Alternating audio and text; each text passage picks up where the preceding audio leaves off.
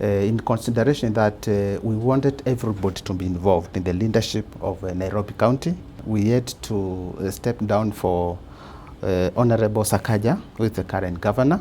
A painful consideration, but given the people of Nairobi are greater than my own personal interest.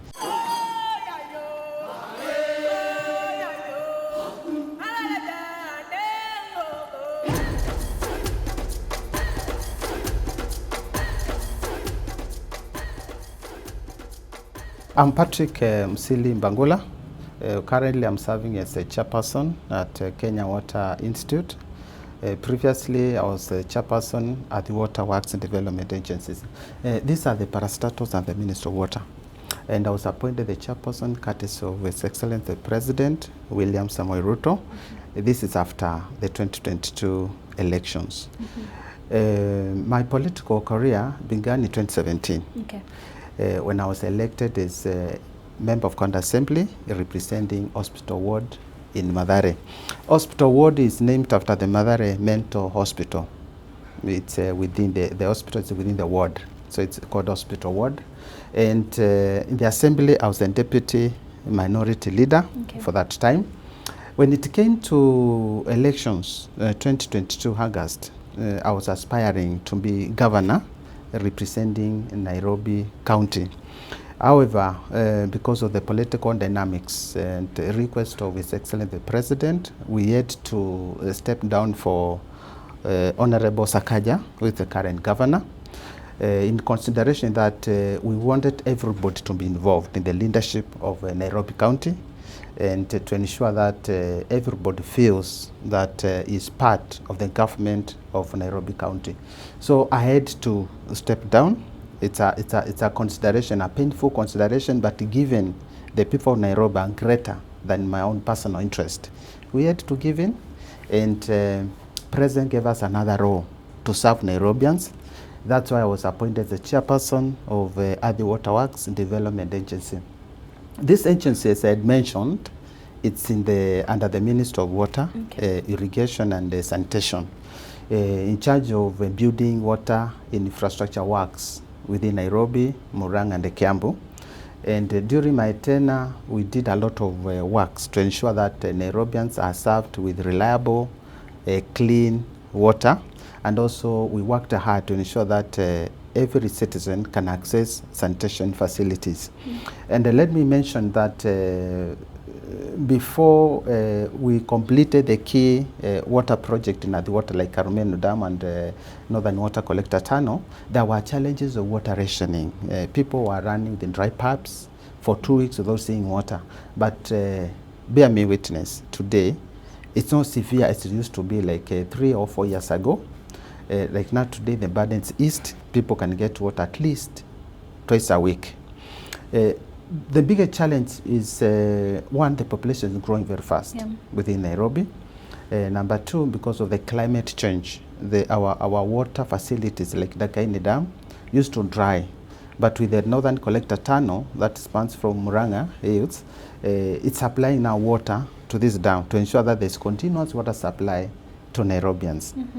And it was a deliberate effort by the government to fund these projects to ensure that Nairobians get reliable and clean water. I think that's the biggest achievement that I did. And when my tenure ended, I was given another chance by the President to serve as the current chairperson of Kenya Water Institute. Kenya Water Institute is a parastatal also under the Minister of Water, Sanitation and Irrigation, in charge of the mandate of training young engineers and also the engineers that are already in service on the new technologies that are emerging. You know, with the current changes in our technology, there are so many things that are coming to modernize our water management systems. So we offer short courses. Number two, we also do research in the water sector.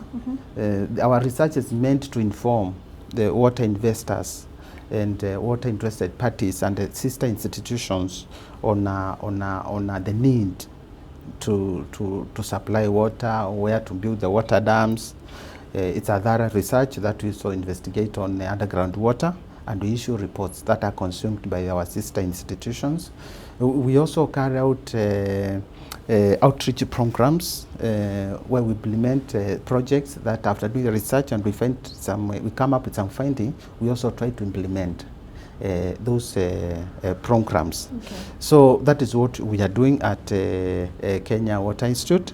Currently, we've got students, around 4,000 students that are cutting across. We've got 4 campuses. We've got our main campus, Nairobi South Sea. We've got a Kisumu campus. We have a Tharaka Nithi campus and a Kitui campus. We have a plan as an institution to expand our training institutions to cover the Nairobi. This is within the current core to ensure that we bring these institutions closer to citizens, to ensure that they also access this quality education, especially in the water sector.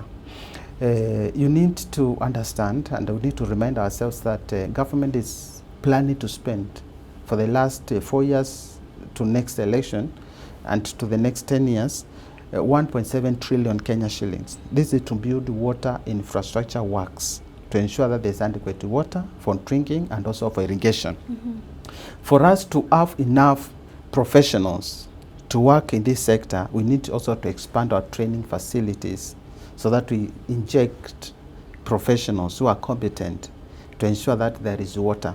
We are also chipping in to support the affordable housing program under the current government, whereby these houses we need adequate water, and also we need professionals to work as plumbers. Mm-hmm. So we also working together close with the government in its fulfilling its vision of ensuring that we create jobs for the young people, and also we supply competent professionals like the plumbers, water engineers in the water sector. Mm-hmm. Yeah. And as we continue talking about the water issue, it's like a pendulum effect where you find that some parts of the country we have excess water and in other parts of the country we have like drought. How do we balance that as the government continues to build this water infrastructure? We've actually realized that like northeastern, with brief rains, like short rains of 1 hour, there's flooding all over. And after 20 minutes, you'll see women carrying jerrycans to go and look for water. So as an institution, we are also doing our further research to ensure how can we tap even rainwater. Through a program, we call it rainwater harvesting. Okay. And we partnered with the China government to introduce a training of our communities on how can we harness water, rainwater harvesting, so that we do not allow water to run off to Indian Ocean, which doesn't need water. But we need water. It's iron actually, because we've not tapped on this rainwater. And there's serious service runoff. You know, with the short rains, you see roads are blocked, there's nowhere you can pass.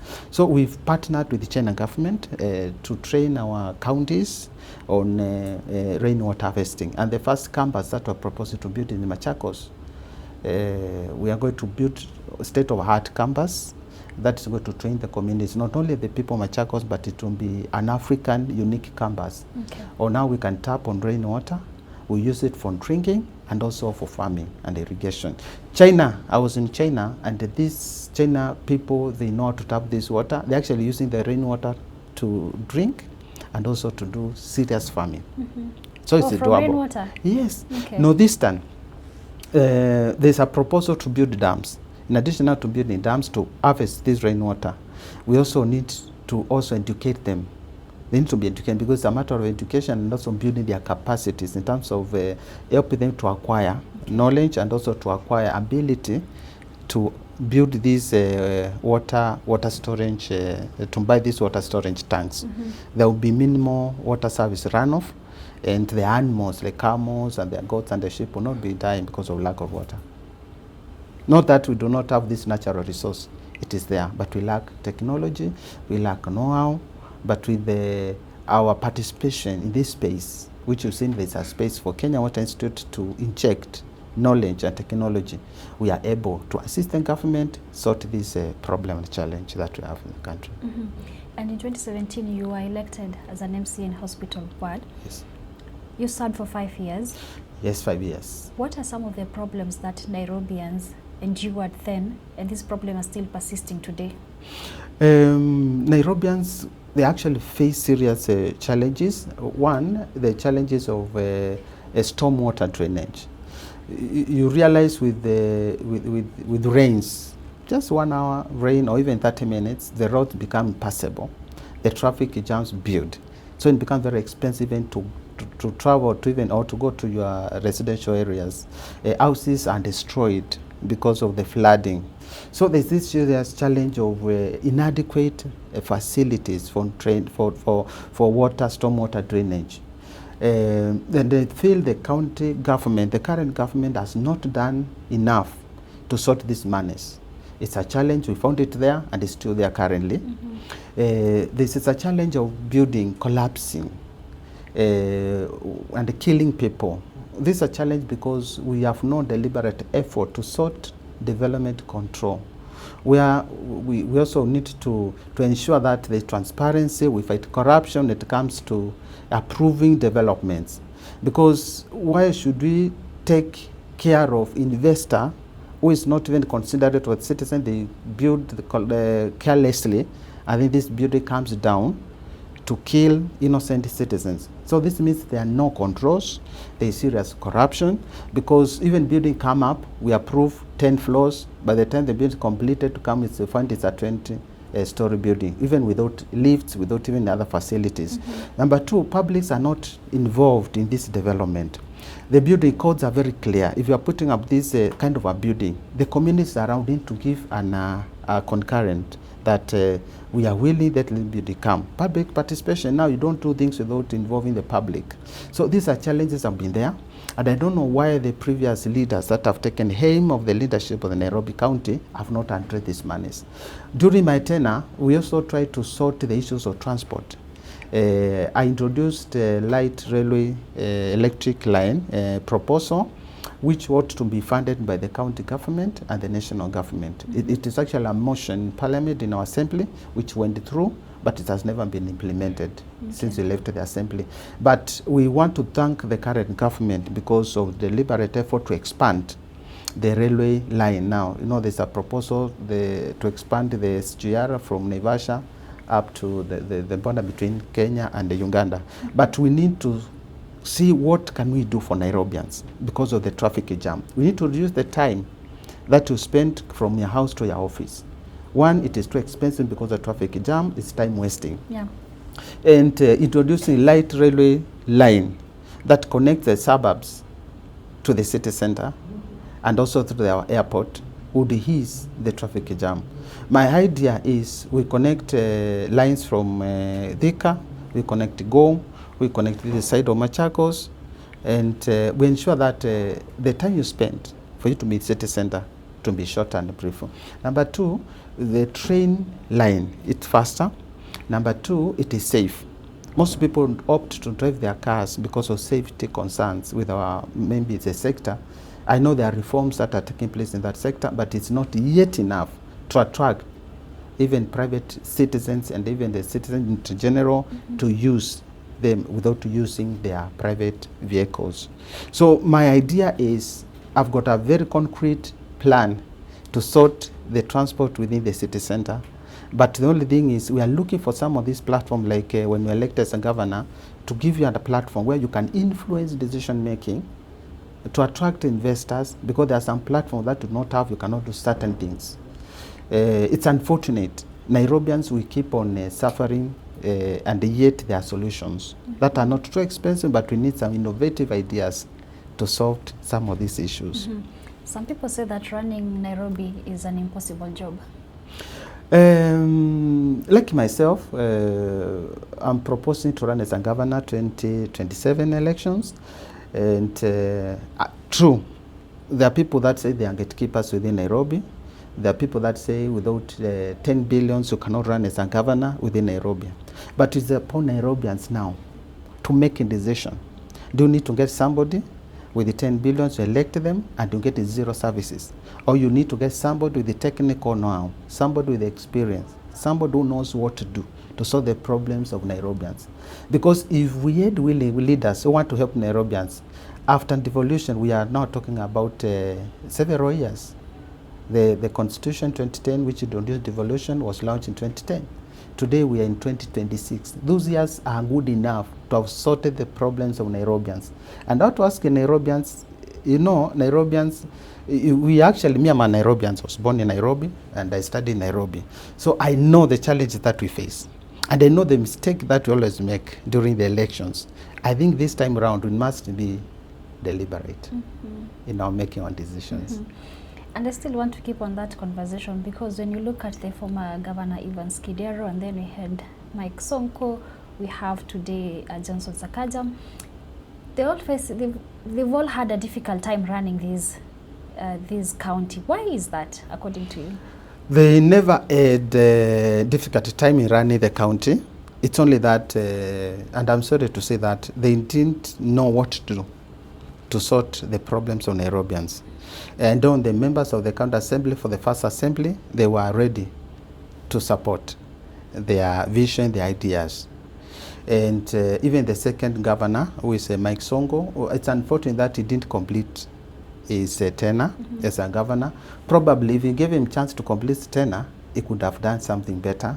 We hope so, because he started on a very good footing, and he fell out with some people that occasioned his impeachment. Personally, we as members of the county assembly, we didn't have a lot of issues with Governor Sonko. Okay. But now when it comes to those who served their full term, like the first governor and also the third governor, not counting whoever took over after the Sonko, because it took over 1 year, I'm seeing challenges that were there even when it was the de facto Nairobi City County, are the same challenges that we faced when we became the members of the county assembly, even the second assembly. And let me tell you something. You know, when you lack information, when you lack the understanding and the experience to bring the necessary changes to institutions, then you end up missing the 7 million Nairobians, because we give you a chance knowing that you'll help us, you'll sort the problems, but you end up now enriching yourself at the expense of the citizens. It is actually said, leadership begins. Every success starts from the leadership, and every fall is also on the leadership. If we're able to sort the issue to the leadership in Nairobi County, we'll get the service that we need. Nairobi County is one of the richest counties, endowed with serious facilities like land and investment. It's a capital city and economic hub within this region. Everybody would want to invest in the city. But if we're able now to get to bring efficiency in our service delivery, then we'll be able to attract more investors. We'll be able now even to fund other counties. If we can enhance our revenue collection, we bring service to the people. You cannot ask people to pay for any service if you're not able to give the equal measure of the service that was requested them to pay. So I'm sure if Nairobians can get quality service, timely service, with a high efficiency levels, the Nairobians have no problem even to pay for any service, even to pay for the property rates, so that county can run. I need us to go back to the water issue. You have immense experience in that department. What do you think is leading to the persistent water cartel issue in the county? We need, when I was an MCA, we tried to work together with the Nairobi City Water Company, which is owned fully by the Nairobi County government. But there were challenges of water cartels. These are the people that established themselves many years ago, and I tend to believe there were no deliberate efforts to do away with the water cartels. We introduced, in collaboration with the national government, government has introduced Nairobi Police Water Unit, which now is working with the Nairobi Water Company and other institutions to ensure that any legal connection is removed. Number two, we're also introducing what we call technology in detecting leakages in water, because we lose a lot of water in leakages. These are pipe bursting or some loose pipes where water would run for even a week without being detected. And the technology will help now to have to bring real-time detection of these leakages and they're addressed immediately. I'm sure we also have training with the Nairobi Water to ensure that we build their capacity. There's another challenge that we are getting in the water sector of non-revenue water. you find that you supply maybe 100% of water, or maybe 1 million liters of water, but what will end up in the meter, or to be metered, is only 500,000 liters of water. These are menace not only in Kenya but also in other neighboring countries, because we carry trends in Africa countries on how to control, on how to reduce non-revenue water. If you're able to reduce non-revenue water from maybe 40% to even 20%, this will bring more revenue to Nairobi Water and be able to build more facilities, to do more connections to Nairobians and access water easily. Yeah. What solution are you bringing to Nairobi, and what makes you the best candidate? If elected as a governor, and I want to say this, it's actually a commitment, because I'm a Nairobian, I was born here. I know the challenges that Nairobi face. Number two, I'm a reformist. I can say when I was the chairperson of the Waterworks Development Agency, I ensured that the water facilities that are ongoing and the ones that were started were fast-tracked and completed. And the issue to do with the water rationing was reduced. Actually, I can see now the water gap, the demand of water and whatever supply is now reducing. I'm a reformist, and I like changes, and I like doing things the way they're supposed to be done. When I completed my term there at the water, I was reappointed again at Kenya Water Institute. We've done a lot of changes. So I can run Nairobi City County government efficiently. One, to fight corruption. Number two, I'll bring efficiency in our service delivery. I want to assure Nairobians that in my tenure, make sure even control development and everything, there will be no building collapsing, because there was irregularities in the approvals and corruption, the way the buildings are done. So I'm a professional, I'm a land economist, and that's an area of I'm an expertise in that area. So able to ensure that even the planning of the city, this congestion we are getting here, it's because the city was planned many years ago. There are no reviews of the planning. And how to introduce the idea in collaboration with the national government once elected, where next of Nairobi city? If we are to expand this city, because population is growing, 3 years, 4 years ago, we were talking about 5 million people living and working in Nairobi. Now we are talking about 7 million people who live, work in Nairobi. So what next? Where next? Because facilities, the land is a limited good. It's being exhausted. People are built all over. So we are talking about creating expansion zones, like a Konza metropolitan city. We need also to create another zone for expansion on Ngong Matasia area. We need also to look at this area of central Kenya. We also see whether we can get land, 10,000 acres of land, 20,000 acres of land. We service this land so that services can go closer to the people, and this will attract investors to build more. We should not allow the Nairobi to grow by itself, but we should have a deliberate effort to control the development of Nairobi. Me, I'm thinking of Nairobi of the next 2050, even when we'll be not here. What next? What are we leaving behind for our generation? So I'm a leader that brings change. I'm a transformative leader. We work together with other sister institutions that will make sure Nairobi moves forward. But one of the problems, even as I live and work and stay in Nairobi, is the issue to do with the drainage.